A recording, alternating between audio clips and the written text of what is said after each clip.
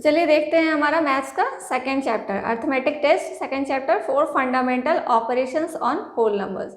Whole numbers के 4 fundamental operations देखने हैं हमें इस चैप्टर में, जो कि क्या है हमारा addition, subtraction, multiplication and division. तो इसमें क्या हम क्या पढ़ेंगे इस चैप्टर के अंदर? एडिशन, सब्ट्रैक्शन, मल्टीप्लिकेशन और डिवीजन के कुछ रूल्स पढ़ेंगे। चलिए आगे देखते हैं। होल नंबर्स, होल नंबर्स क्या होते हैं? All natural numbers together with zero are called whole numbers. तो आपने लास्ट 5th क्लास में आपने पढ़ा होगा कि होल नंबर्स क्या होते हैं और नेचुरल नंबर्स क्या होते हैं। तो एक बार मैं आपको फिर से बता दूं कि जितने भी नेचुरल नंबर्स होते हैं वो क्या होते हैं? 1 से स्टार्ट होते हैं। 1 2 3 4 से लेकर हम कहाँ तक? इनफाइनाइट तक जाते हैं। तो ये 1 से लेकर इनफाइनाइट तक जो नंबर्स हैं वो क्या है? हमारे नेचुरल नंबर हैं। और इनमें अगर हम एक ज़ीरो को ऐड कर देते हैं तो ये बन जाता है होल नंबर, एक कंप्लीट नंबर बन जाता है अगर हम ज़ीरो से इसको स्टार्ट करते हैं। तो हमें क्या, all natural numbers together with zero are called whole number, यानी कि जितने भी नेचुरल नंबर हैं उनमें अगर हम ज़ीरो को ऐड कर देते हैं तो हमारा होल नंबर बन जाता है। Addition as well as multiplication of 2 whole numbers must be a whole number. क्या कह रहा है कि addition as well as multiplication, यानी कि दो number of 2 whole numbers, 2 whole numbers का एडिशन और मल्टीप्लिकेशन हमेशा क्या होता है? एक होल नंबर होता है।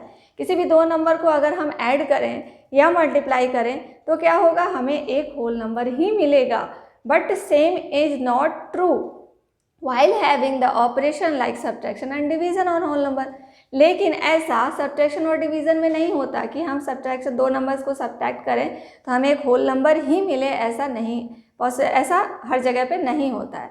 और डिवीज़न में भी ऐसा सभी जगह पे नहीं होता है कि हम 2 होल नंबर्स का डिवीज़न करें तो हमें एक होल नंबर ही मिले, डिफरेंट नंबर भी और भी कुछ मिल सकता है। लेकिन ये रूल्स कहाँ अप्लाई होता है? एडिशन और मल्टीप्लिकेशन में, कि जब हम 2 होल नंबर को एडिशन करते हैं या उसका मल्टीप्लिकेशन करते हैं तो हमें क्या मिलता है? एक होल नंबर मिलता है। ठीक है, जैसे कि आप 2 + 3 करो तो क्या मिलेगा? 5। 2 भी एक होल नंबर है, 3 भी एक होल नंबर है और 5 भी एक होल नंबर है। तो 2 होल नंबर को अगर हम करेंगे तो होल नंबर ही मिलेगा। जैसे हमने 2 और 3 को मल्टीप्लाई किया तो 6 मिला, तो ये दोनों ही क्या है? एक होल नंबर्स हैं। चलिए आगे बढ़ते हैं।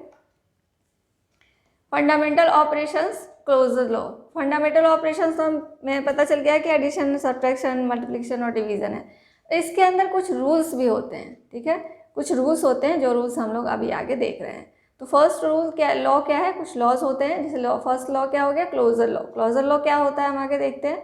The sum and multiplication of any 2 whole number will always be a whole number. अभी भी हमने पढ़ा कि 2 होल नंबर, किसी भी 2 होल नंबर को अगर हम सम करें या उनका मल्टीप्लाई करें आपस में तो हमें क्या मिलेगा? एक होल नंबर मिलेगा, जो मैंने अभी आपको बताया भी था।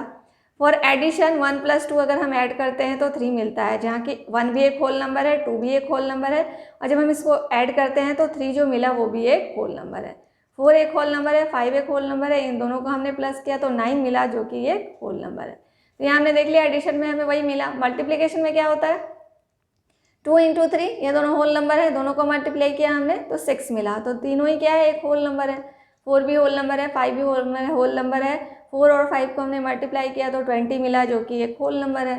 तो ये जो होता है क्लोजर लॉ, एक एडिशन और मल्टीप्लिकेशन में ही अप्लाई होता है, सब्ट्रैक्शन और डिवीज़न में ये अप्लाई नहीं होता है। आगे देखें, कम्यूटेटिव लॉ। अब कम्यूटेटिव लॉ क्या है इसके बारे में पढ़ते हैं। ठीक है, कम्यूटेटिव लॉ के बारे में देखते हैं। Changing the order does not change the result. मतलब कि अगर हम ऑर्डर को चेंज करें तो रिजल्ट में कोई चेंज नहीं आता है। This rule holds for the addition of any 2 numbers और for the multiplication of any 2 numbers. अब ये रूल भी क्या है? एडिशन ऑफ 2 नंबर्स और मल्टीप्लिकेशन ऑफ 2 नंबर्स में ही अप्लाई होता है, ये भी सब्ट्रैक्शन और डिवीजन में अप्लाई नहीं होता है। तो देखते हैं एग्जाम्पल। फॉर एडिशन में देखें कि देखिए यहाँ पे है 6 + 3 = 3 + 6। यहाँ पे क्या किया गया? सिर्फ पैटर्न को चेंज कर दिया गया। ये 6 का जो प्लेस था वहाँ हमने 3 को रख दिया, और जो 3 का प्लेस था वहाँ हमने 6 को रख दिया। लेकिन अगर हम इन दोनों को ऐड करें तो 6 + 3 9 ही होता है, और 3 + 6 भी क्या होता है? 9 ही होता है। तो दोनों ही केस में क्या हो रहा है, हमारा आंसर सेम आ रहा है। तो इसका मतलब क्या हुआ, कम्यूटेटिव लॉ को इसने फॉलो किया। जब हम पैटर्न को चेंज कर दे रहे हैं तो ये भी क्या कर रहा है, कम्यूटेटिव लॉ को फॉलो कर रहा है, यानी कि आंसर सेम आ रहे हैं, इसमें इट मीन्स ये फॉलो कर रहा है। नेक्स्ट हम देखते हैं मल्टीप्लिकेशन। यहाँ देखो ये 1 2 3 4 5 6, ये 6 थे, ये 3 थे, ये 6 + 3 हुआ। इसको हमने इस वाले को उठाकर यहाँ रख दिया और इसको उठाकर हमने यहाँ रख दिया, लेकिन जब काउंट किया तो दोनों के सेम आ गए। यही समझा है हमने इसमें। मल्टीप्लिकेशन में देखते हैं क्या है, अगर 2 × 4 हम करते हैं, 2 × 4 करें तो क्या होता है, 2 4 = 6 होता है। एंड 4 × 2 करें तो 4 2 भी क्या होता है, 6 होता है। जब हम टेबल पढ़ते हैं तो 4 2 करें या 2 4 करें, आंसर क्या आता है, हमारे सेम आता है। तो वही चीज़ यहाँ पे है। तो यहाँ पे भी क्या किया हमने, पैटर्न को चेंज कर दिया। यहाँ भी हमने जो ऑर्डर था वो चेंज कर दिया। यहाँ पे जहाँ पे 2 था वहाँ हमने 4 कर दिया, जहाँ 4 था वहाँ हमने 2 कर दिया, लेकिन आंसर हमारा क्या आया, सेम आया। तो ऐसे में क्या हो गया, हमने क्या देखा कि इन दो केसेस में अगर हम पैटर्न को चेंज भी करते हैं तो हमारा क्या होता है, answer will be same. Then we can say commutative law इस चीज़ को मल्टीप्लिकेशन में और एडिशन में फॉलो करता है। ठीक है, तो यहाँ पे भी देखो 1 2 3 4 1 2 3 4, 2 2 का रोज बना हुआ है 4 टाइम्स, 2 2 के रोज बने हैं 4 टाइम्स, तो क्या हो गया हमारा 2 × 4। यहाँ पे देखो 4 के 2 रोज बने हुए हैं, तो यहाँ पे क्या हो गया 4 × 2। ठीक है, क्लियर। आगे बढ़ते हैं। अब हम देखते हैं एसोसिएटिव लॉ। एसोसिएटिव लॉ में क्या होता है, rearranging the parenthesis in an expression will not change the result, means it does not matter how we group the numbers. ठीक है, पैरेंथेसिस किसको कहते हैं, जो हम ब्रैकेट्स लगाते हैं उसको कहते हैं। ठीक है, रीअरेंजिंग द पैरेंथेसिस, पैरेंथेसिस को अगर हम दोबारा से रीअरेंज कर दें, यानी कि एक एसोसिएशन बनाते हैं, हम एक ग्रुप बनाते हैं। ठीक है, तो ग्रुप जैसे ये A B C 3 नंबर्स हैं, हमने A B और C 3 नंबर लिया, तो A और B का एसोसिएशन एक साथ बना लिया, इन दोनों को एक साथ ऐड कर दिया और C को अलग कर दिया। ठीक है, दूसरे केस में हमने क्या किया कि A लिया, अलग कर दिया और B और C का एसोसिएशन बना दिया, इसमें ब्रैकेट्स लगा दिया। तो भी क्या होगा कि जब हम यहाँ पे मान लो ये 6 लिया, A को, B को 3 लिया और C को 4 लिया, तो 6 और 3 का को एसोसिएशन बना के ऐड किया पहले, तो 6 और 3 क्या हो जाएगा हमारा 9, देन +4। बोर्ड मार्क्स के अकॉर्डिंग हम क्या पढ़ते हैं कि पहले ब्रैकेट का काम करेंगे, तो 6 + 3 और क्या हो गया 9 हो गया, +4 हो गया। यहाँ पे क्या हो जाएगा 6 + 4 और 3 क्या हो जाएगा 7। ठीक है, तो अब इन दोनों को हम ऐड करेंगे तो क्या हो जाएगा, ये हमारा 9 + 4 13, 9 + 4 13 और ये भी क्या हो गया 13। तो हमारा आंसर क्या आ गया, सेम आ गया। यहाँ भी 13 और यहाँ भी 13। तो यहाँ भी हमने क्या देखा कि एडिशन भी एसोसिएटिव लॉ को फॉलो करता है, एडिशन में भी ये अप्लाई होता है एसोसिएशन। अब ये एसोसिएटिव लॉ यहाँ भी फॉलो होता है। मल्टीप्लिकेशन में भी देख लेते हैं कि मल्टीप्लिकेशन में भी हमने क्या किया, इन दो की ग्रुपिंग कर ली, A × B कर दिया और C को अलग कर दिया। देन हमने क्या किया कि A को अलग किया और B C को क्या कर दिया, ग्रुप बना लिया। अब बोर्ड मार्क्स के अकॉर्डिंग हम पहले इसका काम करेंगे, A को हमने 2 लिया, B को 4 लिया और C को 3 लिया। अब देखो 2 × 4 × 3, अब यहाँ पे ये लगा दिया हमने। अब क्या किया कि 4 और 3 का एसोसिएशन इधर बना लिया, 2 × 4 × 3 कर लिया।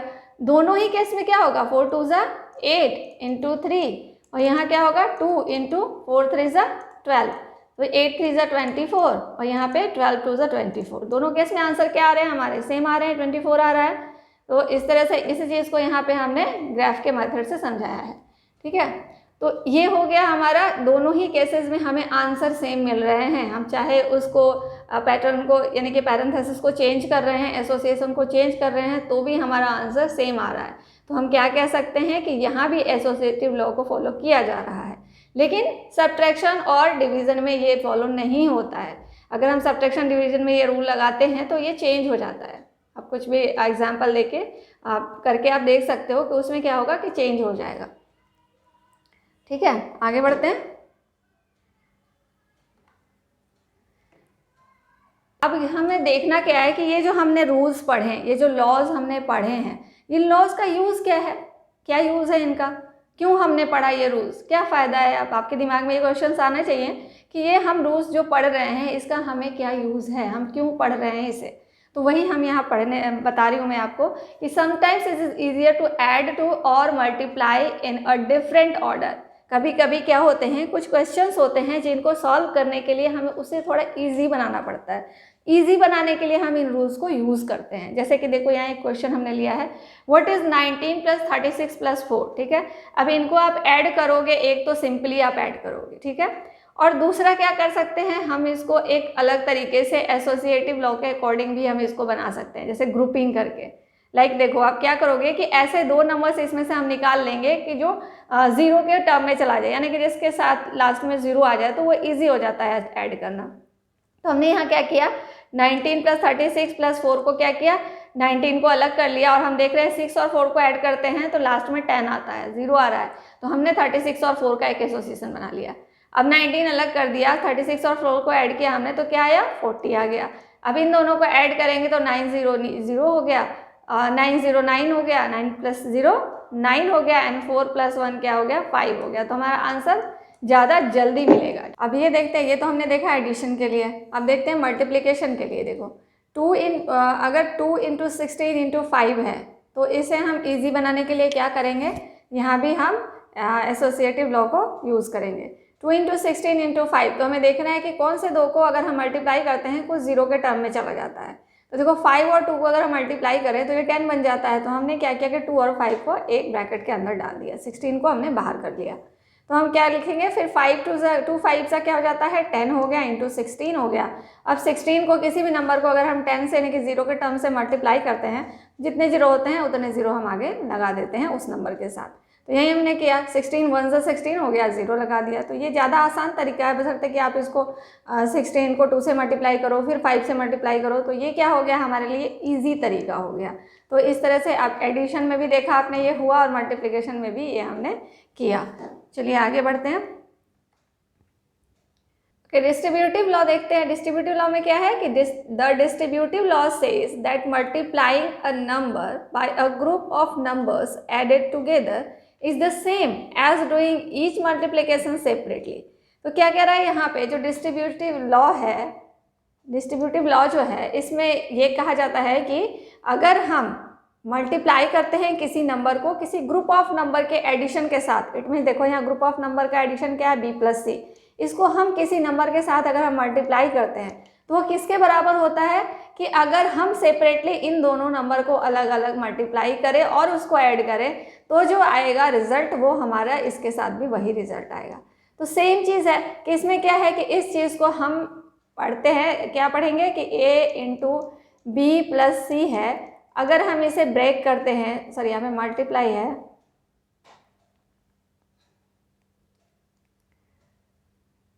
ये मल्टीप्लाई है, तो देखो अगर हम ब्रैकेट ओपन करते हैं तो हम क्या लिख सकते हैं, a × b, ठीक है, ये इसके a बाहर है, इट मीन्स a दोनों के साथ मल्टीप्लाई हो रहा है, फिर ये प्लस का साइन यहाँ लगा देते हैं, देन क्या होता है, a फिर c के साथ मल्टीप्लाई होगा, a × c। तो आप इसको सॉल्व करो या इसको सॉल्व करो, आंसर क्या आएगा आपका, हमेशा सेम आएगा।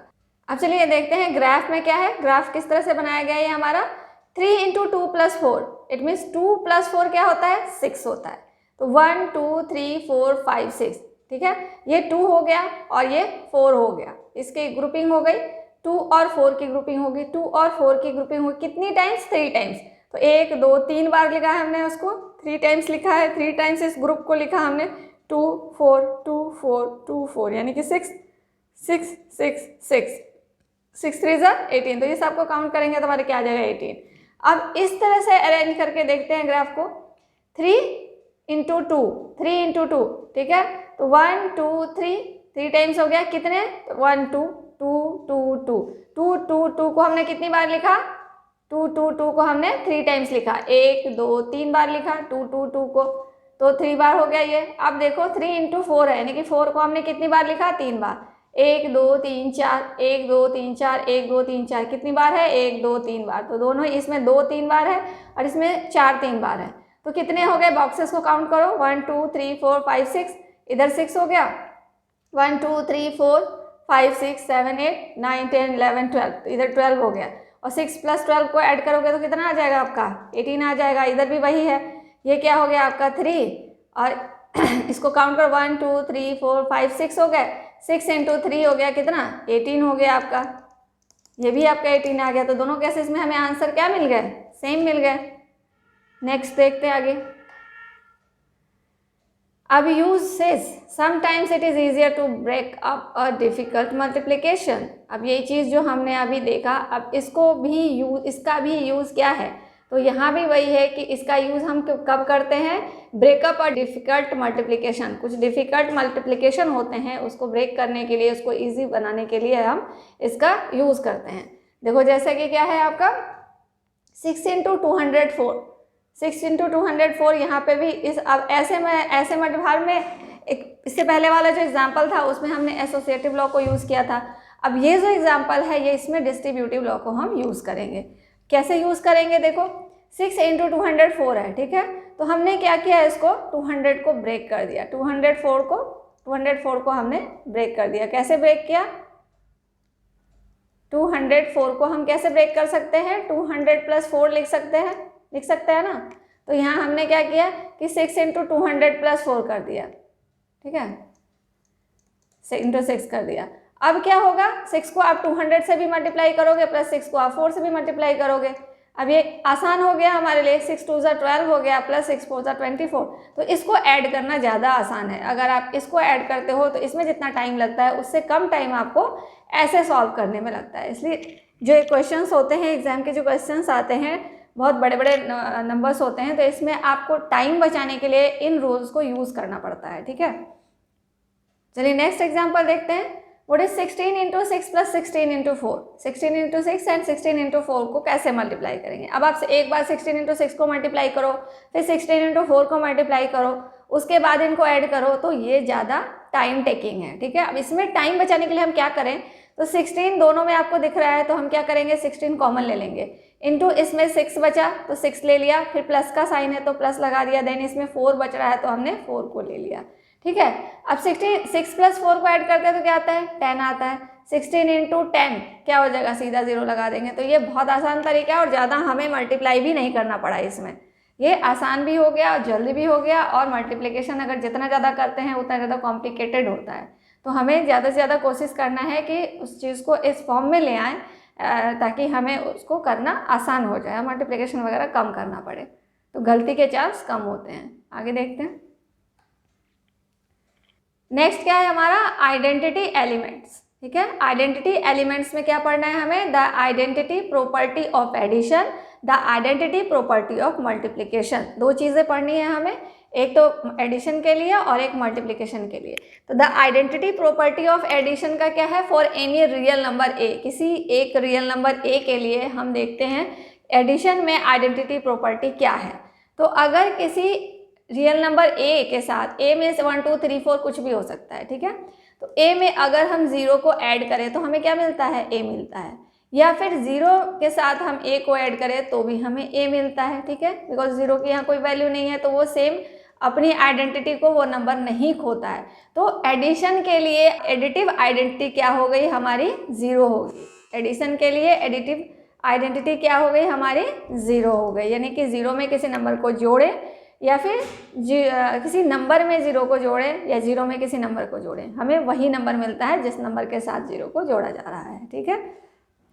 नेक्स्ट है मल्टीप्लिकेशन में, the identity property of multiplication for any real number A, किसी रियल नंबर के साथ आइडेंटिटी प्रॉपर्टी मल्टीप्लिकेशन के लिए क्या होती है, तो किसी भी नंबर के साथ अगर हम 1 को मल्टीप्लाई करें तो हमें वही नंबर मिलता है जिस नंबर के साथ हम 1 को मल्टीप्लाई कर रहे होते हैं, या 1 के साथ किसी नंबर को मल्टीप्लाई करें तो भी हमें वही नंबर मिलता है जिस नंबर के साथ हम 1 को मल्टीप्लाई कर रहे होते हैं।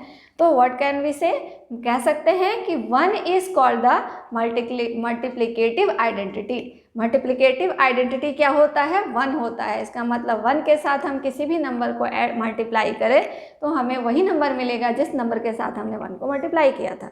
और एडिशन के केस में क्या हो रहा था कि 0 के साथ किसी नंबर को अगर हम ऐड करें तो हमें वही नंबर मिलता है जिस नंबर के साथ हमने 0 को ऐड किया था। तो दोनों केसेस में प्रॉपर्टी चेंज हो गई, एडिटिव आइडेंटिटी क्या हो गई हमारी, 0 हो गई, और मल्टीप्लिकेटिव आइडेंटिटी हम किसको बोलते हैं, 1 को बोलते हैं। तो ये जो दो चीज़ें हैं आपको याद रखनी है कि, ठीक है। आगे बढ़ते हैं। Properties of zero. अब जीरो की क्या प्रॉपर्टीज है भाई, जीरो की प्रॉपर्टीज को देखते हैं। व्हेन जीरो इज एडेड और subtracted from any number the result is the number itself. अभी अभी मैंने आपको पढ़ाया कि जीरो में किसी नंबर को जोड़ने के बारे में बताया था, घटाने के बारे में नहीं बताया था। तो अभी पढ़ लेते हैं हम लोग कि जीरो में किसी नंबर को अगर जोड़ा जाता है या किसी नंबर में से जीरो को घटाया जाता है तो हमें वही नंबर मिलता है। ठीक है, जैसे कि देखो 4 में हमने जीरो को ऐड किया 4 मिला, 18 में जीरो को ऐड किया 18 मिला, 6 में से जीरो को माइनस किया 6 मिला, 24 में से जीरो को माइनस किया तो 24 मिला। ठीक है, तो किसी भी नंबर में से हम जीरो को माइनस करेंगे तो हमें वही नंबर मिलेगा जिस नंबर में से उसको हमने माइनस किया था या प्लस किया था। तो ये हो गया एक प्रॉपर्टी जीरो का। दूसरी प्रॉपर्टी क्या है कि product of any whole number and zero is zero. कोई भी होल नंबर का प्रोडक्ट अगर जीरो के साथ उसको हम जीरो के साथ उसका प्रोडक्ट, किसी भी होल नंबर का जीरो के साथ प्रोडक्ट क्या होगा, हमेशा जीरो ही होगा। किसी भी नंबर को अगर हम जीरो के साथ, होल नंबर को जीरो के साथ मल्टीप्लाई करें तो हमें रिजल्ट क्या मिलता है, जीरो मिलता है। ये आपने पढ़ा ही होगा। नेक्स्ट प्रॉपर्टी देखते हैं। If we divide zero by any whole number the result is zero. ठीक है, कि अगर हम we divide zero by any whole number, किसी भी होल नंबर से अगर हम जीरो को डिवाइड करते हैं तो भी हमारा आंसर जीरो आता है। इन सारे पे बेस्ड क्वेश्चंस आते हैं। ठीक है, तो जीरो को किसी नंबर से अगर हम डिवाइड करें तो हमें क्या मिलेगा, जीरो मिलेगा। ध्यान रखना है आपको, जीरो को किसी नंबर से डिवाइड करना है, ना कि हमें किसी नंबर को जीरो से डिवाइड करना है। किसी नंबर को जीरो से डिवाइड करने का क्या हो जाएगा, वो अनडिफाइंड होता है। लेकिन अगर हम जीरो को किसी नंबर से डिवाइड करते हैं तो हमें रिजल्ट जीरो मिलता है। ठीक है, next point, if power of any number is zero then the value of number that number will be 1। अगर किसी भी नंबर पे पावर जीरो है तो उसकी वैल्यू 1 होगी, चाहे वो जितना भी बड़ा नंबर हो। ठीक है, यहाँ पे आपको सोचने की बिल्कुल भी ज़रूरत नहीं है। जैसे देखो 1 पे पावर जीरो 1 हो गया, 4 पे पावर जीरो 4 हो गया। मैं लिखूँ यहाँ पे 4634 पे पावर जीरो, क्या होगा आंसर इसका, 1 होगा। तो नंबर्स आपको नहीं देखने, उस पर पावर देखना है। पावर अगर जीरो है तो उसकी वैल्यू 1 होगी। अब क्यों 1 होगी, एक बार आपके दिमाग में ये सवाल आना चाहिए कि भाई क्यों जीरो की किसी भी पावर जीरो है तो 1 है। तो हम इसको एक तरीके से देखते हैं। ठीक है, अब मान लो कि 4 पे पावर जीरो हमने 1 लिखा। ठीक है, तो 4 पे पावर जीरो का मतलब हम क्या लिख सकते हैं, कुछ भी, जैसे 13 माइनस 13 जीरो होता है ना। 13 माइनस 13 जीरो होता है। 4 पे पावर हमने 13 माइनस 13 रख दिया, ये 13 माइनस 13 जीरो होता है। अब हम इसको और क्या लिख सकते हैं, 4 पे पावर 13 बाई 4 पे पावर 13 लिख सकते हैं ना। ये माइनस में है तो इसको हम नीचे ले जाएंगे, तो ये क्या हो जाएगा हमारा, ये 1 टाइम्स में कैंसिल हो जाएगा। 4 पे पावर 13 1 टाइम्स, दोनों सेम है इसलिए 1 ज़ा हो गया, तो हमारा आंसर क्या आ गया, 1 आ गया। तो आपके मन में ये सवाल आना चाहिए कि इस पे पावर ज़ीरो है तो ये 1 क्यों होता है। तो इस तरीके से हमें समझ में आ जाएगा कि क्यों 1 होता है इसका वैल्यू, है ना। चलिए आगे बढ़ते हैं। अब हम पढ़ेंगे कुछ डिविजिबिलिटी के टेस्ट मतलब कि कुछ विभाजन के रूल, किस नंबर से 2 से कौन कौन से नंबर डिवाइड होते हैं, क्या रूल्स है उसका। 3 से कौन कौन से नंबर डिवाइड होते हैं, इसके क्या रूल्स हैं। 4 के 5 के, ऐसे हम सारे नंबर्स के डिविजिबिलिटी के रूल्स देखेंगे। ठीक है, तो ये हम क्यों करते हैं, इसमें भी हम समय बचाने के लिए, क्योंकि हमारे जो एग्ज़ाम है ये JNV का एग्ज़ाम है, इसमें हमें टाइम दिया जाता है। तो टाइम के अंदर आपके पास अगर बड़े बड़े नंबर्स आ गए तो आप क्या करोगे, डिवीज़न करने लगोगे तो आपको काफ़ी टाइम लग जाएगा उसमें। तो आपको क्या करना है कि इस रूल्स को अप्लाई करना है। तो चलिए आगे बढ़ने से पहले मैं आपको बता दूं कि अगर वीडियो पसंद आ रहा है तो लाइक शेयर और सब्सक्राइब कीजिए, चैनल को ज़्यादा से ज़्यादा शेयर कीजिए अपने फ्रेंड्स को। चलिए आगे बढ़ते हैं। Divisibility bye 2, any number having last digit is either 2, 4, 6, 8 और 0 इज डिविजिबल बाय 2। यानी कि क्या कहने का मतलब है कि अगर कोई नंबर दिया हुआ है उसका जो लास्ट डिजिट है वो 2 की टेबल में आता है। ठीक है, यानी कि 2 से डिवाइड होता है। जैसे कि 2 इवन नंबर, अगर लास्ट डिजिट ये सोच लो कि इवन नंबर 0, 2, 4, 6, 8 एंड 0, ये सारे क्या है, इवन नंबर्स है। तो लास्ट डिजिट अगर इवन नंबर होता है तो वो क्या होंगे, 2 से डिविजिबल होंगे। ठीक है, लाइक देखो यहाँ पे एग्जांपल है 12, 86, 130, 242 एंड 306। तो इनका लास्ट डिजिट क्या है, देखो इवन नंबर 0 इवन नंबर, तो ये सारे क्या हो गए हमारे 2 से डिविजिबल हो गए। नेक्स्ट देखते हैं 3 की डिविजिबिलिटी का क्या रूल होता है। If the sum of the digit of number is divisible by 3 the number is also divisible by 3। अगर किसी भी नंबर के सारे numbers, sum of all numbers, इन सबको अगर आपस में हम ऐड करें, जैसे इसमें 4 है +2 +6, इन सबको अगर हम ऐड करते हैं तो जो नंबर आता है, ये नंबर अगर 3 से डिवाइड हो रहा है तो हम मान लेते हैं कि ये नंबर भी हमारा 3 से डिवाइड हो जाएगा। ठीक है, जैसे कि देखो हमने 4 + 2 + 6 12 किया, तो ये 3 से डिवाइड हो जाता है, 3 4 12, तो हम क्या समझेंगे कि ये जो 426 है ये 3 से कम्प्लीटली डिवाइड हो जाएगा। ठीक है, आगे देखते हैं। अब 4 के डिविजिबिलिटी का rule, if the last 2 digits of a number are divisible by 4 the number is divisible by 4। अब कोई नंबर आपको दिया हुआ है, ठीक है, तो उसमें हमें क्या देखना है कि जो लास्ट के 2 डिजिट्स हैं, ठीक है, लास्ट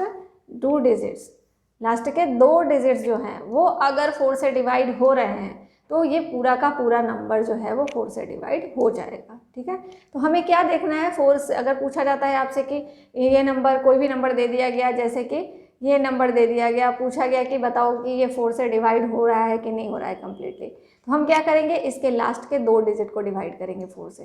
तो देखो ये 4 से डिवाइड हो रहा है, 4 8 जा 32 हो जाता है, तो हम क्या कहेंगे कि ये कंप्लीट नंबर 4 से डिवाइड हो जाएगा। ठीक है, अब ये लास्ट में 2 0 भी। अब देखो नेक्स्ट एक और पॉइंट है कि द नंबर हैविंग 2 और more zeros at the end is also divisible by 4। किसी नंबर के लास्ट में 2 या 2 से ज़्यादा जीरो अगर हैं तो वो भी 4 से डिवाइड होगा। ठीक है, 2 चीज़ें याद रखनी है आपको, एक तो लास्ट की 2 डिजिट अगर 4 के टेबल में आ रही है तो वो पूरा नंबर कंप्लीट 4 से डिवाइड हो जाएगा। दूसरी चीज़ कि किसी भी नंबर्स में लास्ट के 2 डिजिट या 2 डिजिट अगर ज़ीरो है या उससे ज़्यादा डिजिट ज़ीरो है लास्ट के, तो वो क्या होंगे, वो भी 4 से डिवाइड होंगे। तो यहाँ तो हमने देख लिया ये भी 4 से डिवाइड होता है, ये भी 4 से डिवाइड होता है, ये भी और ये भी, तो हमें पता चल गया 4 के डिविजिबिलिटी का रूल। आगे देखते हैं 5 का देखते हैं। तो 5 का तो बहुत ही आसान है, किसी भी नंबर के लास्ट में अगर 5 आता है और 0 आता है तो वो 5 से डिवाइड होता है। If a number and in 5 और 0 the number is divisible by 5। जैसे कि देखो एक एग्जांपल यहाँ पे लास्ट में 5 है, तो as its last digit is 5 it is divisible by 5। Clear. Next 6 का देखते हैं। The number is divisible by 6 when it is divisible by 2 as well as 3. This rule can be obtained from the fact that 2 and 3 are the 2 factors or multiples of 6. अब कह रहे हैं कि 6 के division का क्या रूल है, तो हम सबसे पहले क्या देखते हैं कि 6 का फैक्टर क्या क्या है। 6 के 2 फैक्टर हैं 2 और 3। ठीक है, तो हम क्या करेंगे, पहले 2 के रूल को देखेंगे कि 2 के रूल को कोई नंबर फॉलो करे। जैसे कि हमारे पास ये नंबर है, ठीक है, तो हम इसको चेक करेंगे कि क्या ये 2 से डिवाइड होता है। तो 2 के डिविजिबिलिटी का रूल हमने देखा था कि एंड अगर 0 और इवन नंबर से होता है तो वो क्या होता है, 2 से डिवाइड हो जाता है। तो लास्ट में 4 है, इट मीन्स ये 2 के रूल्स को से डिवीज़न हो रहा है, इसका ये कट रहा है। तो अब देखना है हमें 3 का। तो 3 का रूल हमने क्या पढ़ा था, 3 का रूल हमने पढ़ा था कि ऑल नंबर्स का एडिशन अगर 3 से डिवाइड होता है तो ये 3 से कम्प्लीटली डिवाइड हो जाएगा। तो हम क्या करेंगे, इन सारे नंबर्स को ऐड करेंगे, 4 + 5 + 5 + 4। तो 4 + 5 + 5 + 4 क्या होता है हमारा 18 होता है। अब इसको 3 से डिवाइड करेंगे तो ये 3 से कटता है, 3 के टेबल में आता है 18। तो हमने क्या देखा कि 3 से भी ये डिवाइड हो रहा है। तो जब ये 2 से भी डिवाइड हो रहा है और 3 से भी डिवाइड हो रहा है तो ऑब्वियसली ये 6 से भी डिवाइड हो जाएगा। और अगर ऐसा आता है कि 2 से डिवाइड हो रहा हो और 3 से डिवाइड नहीं हो रहा हो तो वो 6 से डिवाइड नहीं होगा, क्योंकि हमें दोनों से ही डिवाइड होना चाहिए, बिकॉज 6 के फैक्टर्स 2 और 3 दोनों हैं। तो हमें क्या देखना है, दोनों से जो नंबर डिवाइड हो जाएगा वही नंबर 6 से भी डिवाइड होगा। वही 2 पॉइंट्स यहाँ पे लिखे हुए हैं कि the number should and with an even digit और 0। ये हो गया 2 के डिवीजन का रूल। और the number of its digit should be divisible by 3, तो ये हो गया 3 का रूल। 2 और 3 का रूल आपको मिल गया ये दोनों। Here as the number is even, यही चीज़ हमने पढ़ा है कि जो रूल अब समझ में आ गया आपको कि जो नंबर्स 2 और 3 दोनों से डिवाइड होंगे वही 6 से भी डिवाइड होंगे। नेक्स्ट है डिविजिबिलिटी बाय 8। अब 8 के डिवीजन का रूल देखते हैं। 4 के डिवीजन का हमने रूल क्या देखा था, लास्ट के 2 डिजिट्स कटने चाहिए, लास्ट के 2 डिजिट 4 के टेबल में आने चाहिए। अब 8 का क्या है भाई कि if the last 3 digit of a number is divisible by 8 the number is also divisible by 8। Also if the last 3 digit of a number are zeros the number is divisible by 8। ठीक है, अब कह रहा है कि एक तो चीज़ है कि अगर कोई डिजिट्स बड़ा डिजिट आपको दिया हुआ है, नंबर्स आपको दिए हुए हैं, तो उनके लास्ट 3 डिजिट अगर 8 से डिवाइड हो रहे हैं, ठीक है, लास्ट 3 डिजिट अगर 8 से डिवाइड हो रहा है तो वो नंबर 8 से डिविजिबल होगा, डिवाइड हो सकता है। Also if the last 3 digit of a number are zero, अब लास्ट के 3 डिजिट अगर ज़ीरो होते हैं तो भी वो 8 से डिवाइड होता है। 4 में हमने क्या पढ़ा था कि लास्ट के 2 डिजिट 4 से डिवाइड होने चाहिए और लास्ट के 2 या 2 से ज़्यादा ज़ीरोज़ अगर होते हैं, डिजिट्स अगर ज़ीरो होते हैं तो वो भी 4 से डिवाइड होता है। तो 8 में हमने क्या देखा कि लास्ट के 3 डिजिट्स 8 से डिवाइड होने चाहिए या लास्ट के 3 डिजिट्स ज़ीरोज़ होने चाहिए तो भी वो 8 से डिवाइड हो जाएगा। अब यहाँ पे एक एग्जाम्पल है 3648, तो यहाँ के लास्ट 648 है, 648 को डिवाइड करके देखेंगे ये 8 से डिवाइड हो जाता है, इसलिए हम कह सकते हैं कि ये पूरा नंबर जो है वो 8 से डिवाइड हो सकता है। चलिए आगे देखते हैं। अब डिविजिबिलिटी बाय 9 के डिविजिबिलिटी का क्या रूल है, 3 के डिविजिबिलिटी का हमने क्या रूल देखा था, सारे नंबर्स का एडिशन 3 से डिवाइड होना चाहिए। अब इसमें भी वही होता है, if the sum of all the digits 9 और 3 दोनों का सेम होता है कि इसमें भी सारे डिजिट्स का एडिशन अगर 9 से डिवाइड हो रहा है तो वो नंबर 9 से डिवाइड हो जाएगा। जैसे कि यहाँ एक एग्जांपल लिया है हमने 39681, ठीक है, तो इन सबको हमने जब ऐड किया तो हमें मिला क्या 27, जो कि 9 से डिविजिबल है। तो ये 27 अगर 9 से डिविजिबल है तो हम क्या कह सकते हैं, the number is also divisible bye 9। Clear. अब डिविजिबिलिटी बाय 10 का तो बहुत ही आसान है, लास्ट अगर 0 हो तो वो 10 से डिवाइड हो जाएगा। Any number which and with 0 is divisible bye 10। Example numbers 150, 540, 1860, 2210 etc are divisible by 10 because the last digit is 0 here. Okay. Next 11 का क्या है, 11 का देखो क्या होता है, थोड़ा सा डिफरेंट होता है। क्या होता है, if the sums of digits at odd and even place are equal by the numbers divisible by 11 then the number is also divisible by 11। अब देखो क्या करना है कि कोई डिजिट अगर बड़ी सी आपको डिजिट दी हुई है तो आप क्या करोगे कि इसके इवन नंबर मतलब फर्स्ट ये कौन कौन सा प्लेस है, second place, third place, fourth place, fifth place, sixth place, seventh place, तो इसके ऑड प्लेसेस क्या क्या हो गए 1, 3, थर्ड प्लेस, फिफ्थ प्लेस और सेवन्थ प्लेस, इन सब का addition, then second place, fourth place, sixth place, इन सब का एडिशन, इन दोनों को हमने ऐड किया तो हमें क्या मिला, दोनों सेम मिल गए। ठीक है, तो यहाँ क्या करा था, odd and even places are equal by a number divisible by 11। अब ये दोनों नंबर्स या तो इक्वल आ जाएं या फिर यानी कि इन दोनों का डिफरेंस अगर 0 आ जाता है या फिर दोनों का डिफरेंस वो नंबर आता है जो 11 से डिवाइड हो जाए, वो क्या होंगे, वो कंप्लीट नंबर 11 से डिवाइड होंगे। ठीक है, odd places value is equal to even places value, the number is divisible by 11। Odd place का वैल्यू और इवन प्लेस का वैल्यू अगर सेम आ जाता है तो वो क्या हो सकते हैं, 11 से डिवाइड हो सकते हैं, या फिर कोई ऐसा नंबर आ जाए जो 11 से डिविजिबल हो तो भी वो डिवाइड हो जाएंगे। ठीक है, आगे देखते हैं। अब इम्पॉर्टेंट फैक्ट्स हैं कुछ जो आपको याद रखने हैं। ठीक है, तो अब ये तो हमने पढ़ लिया, कुछ इम्पॉर्टेंट्स जो थे वो हमने पढ़ लिया, जो एग्जाम्स में आते हैं आपके नवोदय विद्यालय के सिलेबस के अकॉर्डिंग जो रूल्स थे वो मैंने आपको बता दिए। अब ये कुछ इम्पॉर्टेंट फैक्ट्स हैं जिनसे क्वेश्चंस आते हैं।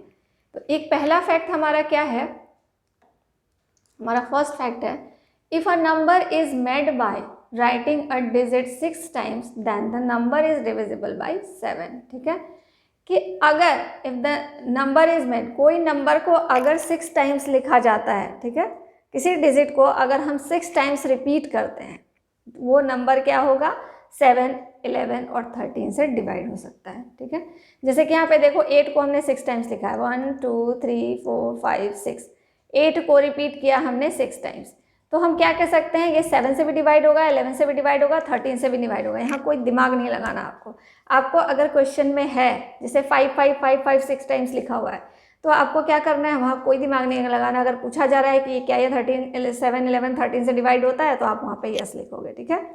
या फिर ऑप्शन में दिया होगा आपको, जैसे आपके पास है 1 2 3 4 5 6 7 सॉरी 6 टाइम्स, ठीक है। 1 2 3 4 5 6 टाइम दे दिया। अब इसमें पूछ रहा है कि क्या ये किस किस नंबर से डिवाइड होता है। ऑप्शन में है फर्स्ट में 7, बी में है, ए में है 7, बी में है आपका 11, सी में है आपका 13 एंड डी में आपको क्या दिया हुआ है, ऑल। तो आप किसको टिक करोगे, इसमें से ऑल को टिक करोगे, ठीक है, क्योंकि ये तीनों से ही डिवाइड होते हैं। तो इसके लिए हम इसको क्या करेंगे, ऑल को टिक करेंगे। तो ये फैक्ट आपको याद रखना है, ठीक है। ये फैक्ट्स के जो 4 पॉइंट्स मैंने लिखे हैं ये आपको याद रखना है। सेकंड देखते हैं, सेकंड वाला क्या है, if a number is made by writing a 2 digit number 3 times then the number is divisible by 7 and 13। अगर कोई नंबर को हम 2 बार लिखते हैं रिपीट करके और 3 टाइम्स रिपीट करते हैं, जैसे कि देखो यहाँ पे किसी नंबर को जैसे 93 हमने ले लिया, ये 2 डिजिट ले लिए, इसको हम 3 टाइम्स रिपीट करते हैं रेगुलरली, 93 93 93, ठीक है। ओनली 2 डिजिट, जैसे हमने अगर 4 5 लिया तो 4 5 45 45 45 हम 3 बार लिखते हैं। तो अगर ऐसा कोई नंबर लिखा हुआ है तो हम क्या देखेंगे, वहाँ पे वो 7 और 13 से डिवाइड होगा, ठीक है। ये 2 7 और 13 से डिवाइड हो जाएंगे, इसमें कुछ सोचने की बात नहीं है, ठीक है। तो इस ऐसे क्वेश्चंस में भी ऑप्शन दिया होगा, ए में होगा 7, बी में होगा 13, सी में होगा ए एंड बी और डी में होगा नन, ठीक है। तो आप इसमें कौन सा टिक करोगे, सी वाला टिक करोगे, क्योंकि इसमें ए और बी दोनों हैं। तो ऐसे क्वेश्चंस भी पूछे जाते हैं और ऑप्शन को भी आपको ध्यान से देखना है और फिर टिक करना है। ऑप्शन में भी बहुत बच्चे कंफ्यूज हो जाते हैं और जानते हुए भी गलतियां कर देते हैं, तो वो गलतियां आपको नहीं करनी है। नेक्स्ट पॉइंट है हमारा थर्ड पॉइंट, 3 है इसमें facts. If a number is made by repeating a 3 digit number 2 times then the number is divisible by 7 11 and 13, ठीक है। अब अगर कोई 3 डिजिट है, 3 डिजिट कोई भी ले लिया हमने, जैसे यहाँ पे हमने लिया है 973, ये 3 डिजिट अगर 2 बार लिखी होती हैं, ठीक है, तो हम क्या कहते हैं कि ये 7 11 और 13 से डिवाइड होती हैं, ठीक है। 3 बार लिखी होती है, 1 2 3 हमने लिख लिया, 1 2 3 हमने लिख लिया, ये 3 बार, ये 3 डिजिट, ये 3 डिजिट हमने 2 बार लिखा, 1 बार लिखा 2 बार लिखा। तो जब 2 बार लिखी होंगी 3 सेम डिजिट्स 2 बार रिपीट हो रही होंगी, वो भी लगातार कंटिन्यूअस, ये नहीं कि 1 2 3 है तो एक बार 1 2 3 लिख दिया, दूसरी बार 3 2 1 लिख दिया, ऐसे सीक्वेंस में नहीं, सीक्वेंस भी ऐसा होना चाहिए कंटिन्यूअस। तो अगर इस तरह का सीक्वेंस है तो हम कह सकते हैं कि 7 11 और 13 जो है वो से ये नंबर डिवाइड हो जाएगा। तो हमने ये 3 रूल्स क्या क्या पढ़े, एक तो पढ़ा कि सेम नंबर अगर 6 टाइम्स लिखा जाता है तो वो 7 11 और 13 से डिवाइड होता है। दूसरा क्या पढ़ा हमने कि अगर 2 डिजिट्स को कंटिन्यूअस 3 टाइम्स रिपीट किया जाता है एक ही सीक्वेंस में, सीक्वेंस भी चेंज नहीं होना चाहिए, 93 है तो 93 93 93 हम 3 बार लिखते हैं तो वो 7 और 13 से होता है, यहाँ 11 नहीं है, ठीक है, 7 और 13 से डिवाइड होता है। तीसरा हमने क्या पढ़ा कि कोई भी 3 डिजिट को अगर हम सेम सीक्वेंस में 2 बार रिपीट करते हैं तो वो क्या होता है, 7 11 और 13 से डिवाइड होता है। तो ये आपको ये तीनों अच्छे से याद करके रखना है, ठीक है, लर्न करके रखना है। आगे देखते हैं, अदर इम्पोर्टेंट फॉर्मूलाज भी हैं। अदर इम्पोर्टेंट फॉर्मूला क्या है, डिवीजन के कुछ और रूल्स भी होते हैं। Dividend equal to divisor into quotient plus remainder. अब इसके लिए आपको ये चीज़ जानना जरूरी है कि डिविडेंड क्या होता है, डिवाइजर क्या होता है, कॉसेंट क्या होता है और रिमाइंडर क्या होता है। तो जब किसी नंबर को हम डिवाइड करते हैं किसी नंबर से, तो जिस नंबर से हम डिवाइड कर रहे होते हैं उसको हम डिवाइजर बोलते हैं, जिस नंबर को डिवाइड करते हैं उसे हम डिविडेंड कहते हैं, और जितनी टाइम्स में वो डिवाइड होता है उसे हम कॉसेंट बोलते हैं, और जो नीचे बच जाता है उसे हम रिमाइंडर बोलते हैं, ठीक है। तो इस तरह से हमने क्या देखा कि ये सारी चीज़ें भी आपको याद रखनी है कि किसको डिवाइजर कहते हैं, किसको डिविडेंड कहते हैं, किसको रिमाइंडर और किसको कॉसेंट कहते हैं, ये भी आपको अच्छे से याद रखना है। देखो यहाँ पे लिख दिया गया कि इसका 300 क्या हो गया, डिविडेंड हो गया, 42 जो कि जितने टाइम्स में कटा वो कोसेंट हो गया, 7 क्या हो गया जिससे हमने डिवाइड किया वो डिवाइज़र हो गया, और जो नीचे रेस्ट बच गया वो हमारा डिविडेंड हो गया। तो इसका रूल क्या होता है, dividend is equal to quotient into divisor plus remainder. ठीक है, तो ये एक फॉर्मूला होता है जो आपको याद रखना है, dividend equal to quotient into divisor plus remainder. ये फॉर्मूला आपको याद रखना है जो कि यहाँ पे लिखा हुआ है, इसको भी आपको लर्न कर लेना है। ठीक है, और ये समझ लेना है कि आपको ये आप किसी नोटबुक में इसको नोट कर लो और इसको अच्छे से समझ लो और इस फॉर्मूले को अच्छे से याद कर लो। आगे बढ़ते हैं। Unit digit, extreme right digit of a number is known as unit digit of that number. It means unit digit क्या होता है, कोई भी नंबर जो लिखा जाता है उसके एक्सट्रीम राइट में जो नंबर होता है, एक्सट्रीम राइट डिजिट, जैसे कि आप लिखते हो ये हमने लिखा है, ठीक है, ये वाला नंबर ले लेते हैं, ये नंबर है, इसके एक्सट्रीम राइट में कौन सा है, ये वाला है, तो ये क्या है, वंस प्लेस पे है, इसलिए इसको वंस यूनिट डिजिट कहते हैं। जो वंस प्लेस पे होता है वही होता है unit digit of that number. इस नंबर का यूनिट डिजिट क्या है, तो जो वंस प्लेस पे है 4। ठीक है, unit digit is the multiplication of numbers, unit is the multiplication of number. If we want to the unit digit in the multiplication of some numbers, we can do so by multiplying only the unit digit of the given number. अब कुछ question ऐसे आते हैं आपको कि जैसे आपको ये डिजिट्स दिए हुए हों 786 इंटू 498 इंटू 189 इंटू 592। ठीक है, तो कुछ बच्चे क्या करेंगे, इन सबको मल्टीप्लाई करना शुरू कर देंगे। ऐसी गलती बिल्कुल भी नहीं करनी है। हमें क्या करना है, पूछा जा रहा है कि यूनिट डिजिट क्या है इसमें, तो हम क्या करेंगे, सिर्फ यूनिट प्लेस को मल्टीप्लाई करेंगे। ठीक है, यूनिट प्लेस के नंबर्स को मल्टीप्लाई करेंगे।